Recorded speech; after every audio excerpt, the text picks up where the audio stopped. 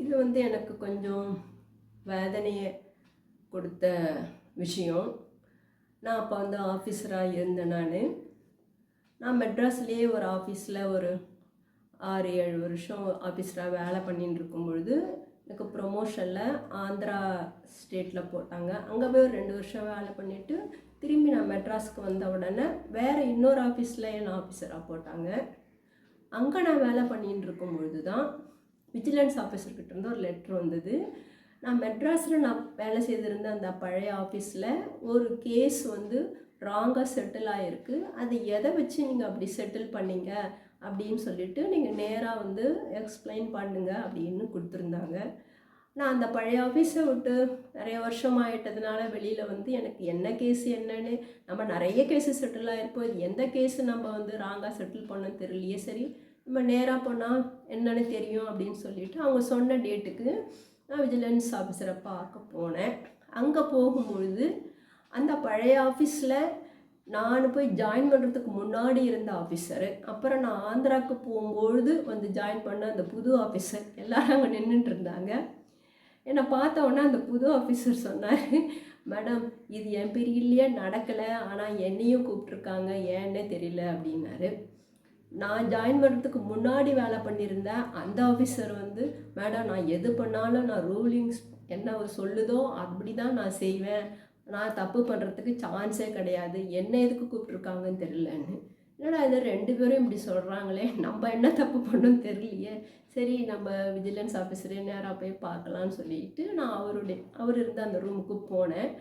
அது உள்ளே போனால் என்ன மாதிரியே ஒரு 4 ஆஃபீஸர் வேறு வேறு டிவிஷனல் ஆஃபீஸ்லேருந்து வந்து அங்கே உட்காந்துட்டுருக்காங்க. அவங்க எல்லாருமே என்னை பார்த்த உடனே, பாருங்கள் நீங்கள் பண்ண தப்பால் தான் நாங்களும் வந்து இன்றைக்கி ஆன்சர் பண்ண வேண்டியதாக இருக்குது, நீங்கள் பண்ண தப்பை பார்த்துட்டு நாங்களும் அதே மாதிரியே வேலை பண்ணதுனால இப்போ எங்களையும் கூப்பிட்ருக்காங்க அப்படின்னு சொல்லிட்டு சொன்ன உடனே எனக்கு இன்னும் ஒன்றுமே புரியவே இல்லை. எல்லாரும் ஆளுக்கு மேலே குற்றம் சொல்கிறாங்களேன்னு சொல்லிட்டு அந்த ரூமில் விஜிலன்ஸ் ஆஃபீஸர் பக்கத்தில் ஒரு டிவிஷனல் ஆஃபீஸர், அவர் வந்து அட்மின் ஆஃபீஸ்லேருந்து அவர் வந்து உட்காந்துன்னு இருக்காரு. இந்த அட்மின் ஆஃபீஸுன்றது தான் வந்து நிறைய எல்லா ரூலிங்ஸு கைட்லைன்ஸ் எல்லாத்தையும் மெட்ராஸில் சென்னையில் இருக்கிற எல்லா டிவிஷனல் ஆஃபீஸுக்கும் சர்க்குலேட் பண்ணுவாங்க. நம்ம அதில் ஏதாவது கிளாரிஃபிகேஷன் கேட்டாலும் அவங்க அதுக்கு வந்து கிளாரிஃபை பண்ணுவாங்க. அந்த டிவிஷனல் ஆஃபீஸர் அங்கே உட்காந்துருந்தவர் இவங்க எல்லாரும் என் மேலே குற்றம் சுமத்துறதை பார்த்துட்டு, என்ன நீங்கள் எல்லாரும் மேடத்தை போய் ப்ளேம் பண்ணிட்டு இருக்கீங்க, ஆக்சுவலாக மேடம் அந்த ஆஃபீஸில் போய் ஜாயின் பண்ண உடனேயே எங்கள் ஆஃபீஸ்லேருந்து ஒரு லெட்டர் நாங்கள் எல்லாருக்கும் அனுப்பிச்சிருக்கோம், இந்த கேஸ் வந்து ராங்காக செட்டில் ஆகிருக்கு, நீங்கள் எப்படி இது செட்டில் பண்ணீங்க, அதை வந்து ரெக்டிஃபை பண்ணுங்கன்னு சொல்லிவிட்டு, ஆனால் உங்கள் ஒருத்தரோட ஆஃபீஸ்லேருந்து ஒரு ரிப்ளையும் வரவே இல்லை, ஆனால் மேடம் மட்டும்தான் ரிப்ளை கொடுத்துருக்காங்க, அதை வந்து கரெக்ட் பண்ணியாச்சு, அதை வந்து ஃப்யூச்சரில் அது கரெக்ட் பண்ணதனோட இதை வந்து என்னென்ன இதுவோ அமௌண்ட் ரெக்கவர் பண்ணணுமோ அதெல்லாம் ரெக்கவர் பண்ணிவிடுவோம் அப்படின்னு அவங்க கொடுத்துருக்காங்க, இங்கே பாருங்கன்னு சொல்லிவிட்டு நான் எழுதின அந்த லெட்டரை வந்து ப்ரூஃபாக எல்லார்கிட்டையும் காட்டினார். நான் பார்த்தேன், அது என்னோடய ஹேண்ட் ரைட்டிங்லேயே நான் கையிலேயே எழுதிட்டு கையெழுத்து போட்டு அனுப்பிச்சிருக்கேன். நான் அதை பார்த்தோன்னே எனக்கு ரொம்ப சந்தோஷமாகிடுச்சு. அந்த டிவிஷனல் ஆஃபீஸர் அந்த இடத்துல எனக்கு வந்து ஒரு தெய்வம் மாதிரி இருந்தார். அவர் நான் இன்னும் என்னால் மறக்க முடியல. ஏன்னா நான் ரிட்டையர் ஆகிட்டு வரும்போதும் எந்த விதமான குற்ற உணர்ச்சியும் இல்லாமல் நான் ரொம்ப சந்தோஷமான ரிட்டையர் ஆகிறதுக்கு அவரும் ஒரு காரணமாக அந்த இடத்துல அமைஞ்சதுனால எனக்கு ரொம்ப அவரை மறக்காமல் நான் வந்து ஞாபகத்தில் வச்சுட்டு இருக்கேன். இது கொஞ்சம் வேறு மாதிரியான சம்பவம். இது யூஸ்வலாக வந்து ஆண்கள்லாம் கிளார்க்காக வேலை பண்ணும் பொழுது அவங்களுடைய பிள்ளைகள் வந்து ஹையர் எஜுகேஷன் போகும்பொழுது கொஞ்சம் ஃபைனான்ஷியலாக கஷ்டப்படுவாங்க. அப்படி தான் இது நான் கிளார்க்காக இருக்கும்போது நடந்த சம்பவம்.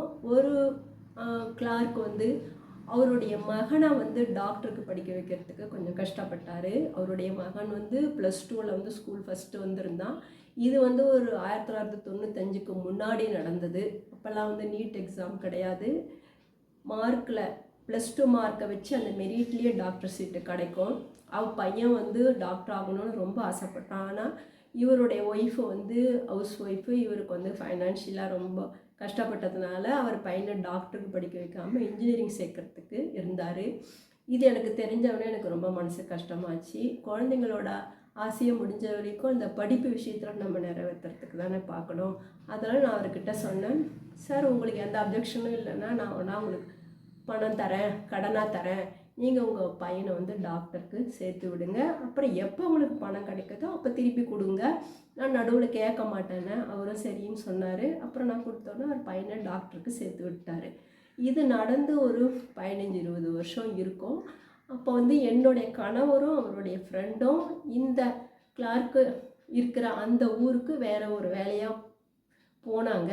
அப்போ மார்க்கெட்டில் இவங்கள அவர் பார்த்துருக்குறாரு. பார்த்தவர் வந்து, சார் எங்கள் வீடு பக்கத்தில் தான் இருக்குது, வந்து காஃபி சாப்பிட்டுட்டு போங்க அப்படின்னு சொன்னோடனே அண்ணன் என் கணவர் ஒரு ஃப்ரெண்டும் அவர் வீட்டுக்கு போயிருக்காங்க. அங்கே போனால் அவங்க வீட்டு சவத்தில் வந்து அவருடைய பையனுடைய பேர் டாக்டர்னு பட்டத்தோட நேம் போர்டு அங்கே இருக்குது. அது என் கணவருக்கெல்லாம் ஞாபகம் இல்லை. எத்தனையோ வருஷம் முன்னாடி நடந்ததெல்லாம் எப்படி அவங்களுக்கு ஞாபகம் இருக்கும். ஆனால் அவர் வாலண்டியராக, சார் நீங்கள் அன்றைக்கி ஹெல்ப் பண்ணதுனால தான் என் பையன் வந்து இன்றைக்கி டாக்டராக இருக்கான், டாக்டர்ன்ற பட்டத்தை போட்டுன்னு இருக்கான், ரொம்ப நன்றி சார் அப்படின்னு சொல்லிட்டு சொன்னார். என் கணவருக்கு ஒன்றும் ஞாபகம் இல்லை, புரியவும் இல்லை, ஓகேன்னு சொல்லிவிட்டு அவர் வீட்டுக்கு வந்துட்டார். அப்புறம் என்கிட்ட சொன்னோன்னே நான் விஷயத்தெல்லாம் நான் சொன்னேன். இங்கே என்ன சொல்கிறேன்னா, ஒரு 20 வருஷத்துக்கு முன்னாடி நான் செய்த உதவி ஞாபகம் வச்சுக்கிட்டு அவர் அன்றைக்கி தேங்க் பண்ணணும்னு எந்த அவசியமும் இல்லை. ஆனால் அவர் வந்து அப்படி சொன்னது வந்து ரொம்ப சந்தோஷத்தை கொடுத்தது. இதே மாதிரி இன்னொருத்தர், அவரும் கிளார்க்கு தான். அவருக்கு வந்து தன்னுடைய மகனை வந்து இன்ஜினியரிங் சேர்க்கறதுக்கே அவரால் முடியல. அவர் வந்து டிகிரி படிக்க வைக்கிறதுக்குன்னு நினச்சாரு. அப்போ நான் அவருக்கு இதே மாதிரி தான் ஹெல்ப் பண்ணேன். அவர் வந்து அந்த பணத்தை திருப்பி கொடுக்கறதுக்கு ஆஃபீஸில் என் கையில் கொடுக்க மாட்டேன்னு சொல்லிட்டாரு. நான் வீட்டுக்கு வந்து சாரை பார்த்து தேங்க் பண்ணிவிட்டு தான் நான் பணத்தை அவர் கையில் கொடுப்பேன்னாரு. அந்த மாதிரியே வீட்டுக்கு வந்தார். வந்து ஸ்வீட் பாக்ஸோடு வந்து என்னுடைய கணவர்கிட்ட ஸ்வீட்டை கொடுத்துட்டு பணத்தையும் கொடுத்துட்டு தேங்க் பண்ணிவிட்டு போனார். நம்ம வந்து பணத்தால் தான் மற்றவங்களுக்கு உதவி செய்யணும்னு கிடையாது. எந்த சின்ன உதவியாக இருந்தாலும் நம்மளால் முடியும்னு இருந்தால் அந்த உதவியை வந்து நம்ம கண்டிப்பாக செய்யணும். காலத்தினால் செய்த உதவி சிறிதெனும் ஞாலத்தின் மான பெரிதுன்னு சொல்லுவாங்க. இந்த உதவி வாங்கினவங்க மட்டும்தான் சந்தோஷம் அடைய மாட்டாங்க, உதவி செய்கிற நமக்கு கூட வந்து சந்தோஷம் கிடைக்கும். அந்த சந்தோஷத்தை நம்ம அனுபவிச்சாதான் தெரியும். மீண்டும் உங்கள் அனைவரையும் சந்திக்கும் வரை நன்றி, வணக்கம்.